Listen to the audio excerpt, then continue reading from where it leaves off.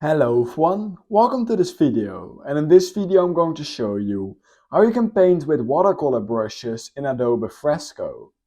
So in order to start painting with watercolor brushes, what you need to do is open the app, of course, just like this.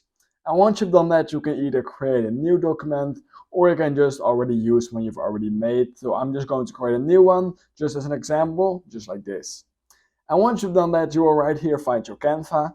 And what you want to do in order to actually start basically painting with watercolor brushes is at the left side of your screen at this taskbar, you want to select the second brush and then you want to click on that again. Once you've done that, click on watercolor and then right here you can choose out of 5 different watercolor options. And the most used one is currently the second one. It's the watercolor wash soft, and in my opinion this looks really realistic basically. So I'm going to use that one, and then in order to actually modify that brush, what you want to do is you want to basically double click all the way at the bottom at the taskbar till you basically find this option, basically this smaller taskbar right here. Now we can make some adjustments for our watercolor brush because currently it doesn't really look that good, of course. So what we want to do is first of all change the color. We can click on color picker right here, and then we have the standard color picker wheel. It's really basic, of course.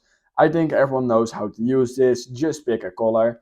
Once you've done that, you will right here find this square with this number in it, and that's basically the brush size, meaning how big is your brush going to be.